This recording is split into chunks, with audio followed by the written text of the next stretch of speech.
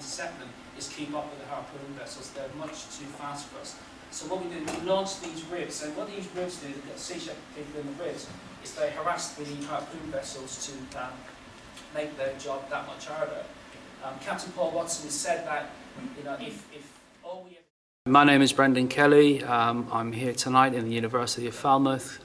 I'm giving a talk for Sea Shepherd UK about Operation Grinstop 2014.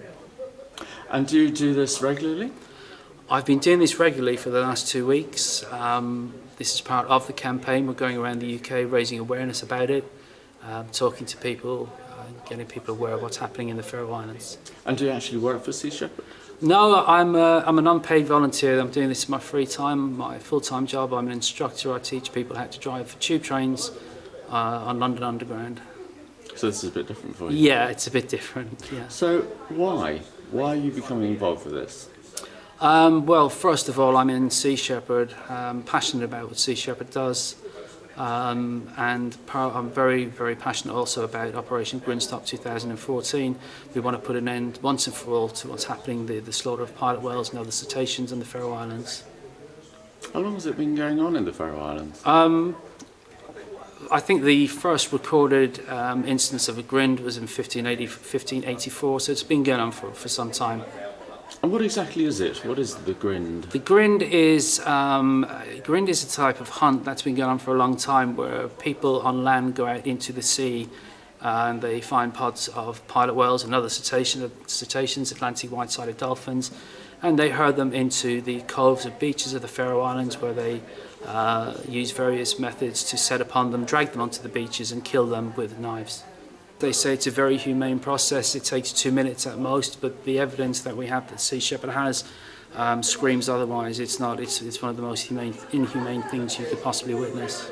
And how many times a year does this take place? This takes place. It can take place really at any time, but the main months are the June, July, August, the summer months. But it can also take place in May and on into the autumn, spring into the autumn. And how many whales are they killing each year? Last year it was 1,000. I think it was 1,534 pilot whales. I think 1/3 of that actual total was comprised of Atlantic white-sided dolphins. An entire pod of 430 were wiped out in one day. And this is every year? This is every year. Well, there is this sort of myth that people, I think, assume that for someone to do this, they must be doing it because they're hungry, they need to feed themselves, they need to feed their families. That's absolutely not the case in the Faroe Islands. It's got one of the highest standards of living in the European Union, and one of the highest standards of living in the world. So they're not doing it because they need the pilot whale meat, if you like, to eat. The people who insist that it's sustainable generally tend to be the Faroese that are killing them, so it's very difficult to get an exact figure. These pilot whales are protected in the rest of the European Union. Are there statistics on numbers? The statistics on numbers, I don't have, I'm afraid, at the moment. We don't approach it on a statistics on numbers basis. We're a Sea Shepherd. If they were doing it to just one of them, we would try and stop it. You're here now at Falmouth University. Yeah. How's the reception been here with the students? Oh, it's been fantastic. In fact, it's been fantastic everywhere, but here tonight was really good. I think all the seats were occupied. Yeah, very good talk. I enjoyed it. You've had good feedback? Yeah, good feedback everywhere, actually. It's a bit nerve-wracking because I've never done anything like this before in my life, but yeah, it's been good. It's been rewarding.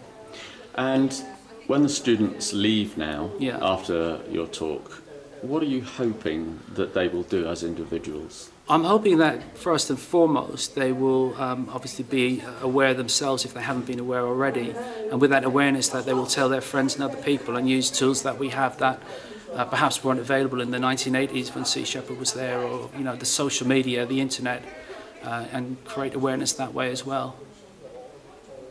What happens to the whales when they are butchered in the Faroes? Oh, well, the people who take part in the grinds insist that they eat the whales and that they eat every single piece of the whale. This is nonsense as far as we're concerned, because we found underwater graveyards previous to this when Sea Shepherd's been in the Faroe Islands. The meat itself, even if they were to eat it, has ridiculously high levels of pollutants and toxins, mercury, PCBs, dioxins and DDEs. Their own chief medical officer has said nobody should eat this stuff, pregnant women, children. It's very, very dangerous to human health. How many more lectures have you got to do around the country? At the moment, I'm going to say thankfully just 2, because they can be a little bit tiring. I've got 2 more to go, and there will be 2 more in Scotland. My Sea Shepherd colleagues in Scotland will be doing them there. And for people who want to find out more, where can they look? Please go on to the Sea Shepherd website. It could be the Facebook. There is actually a Grinstop 2014 Facebook page. If you're interested in getting involved, please email grinstop@seashepherdglobal.org and somebody will get back to you. Brilliant. Well, good luck with the rest of the talks. Thank you very much, Jeff. Thank you.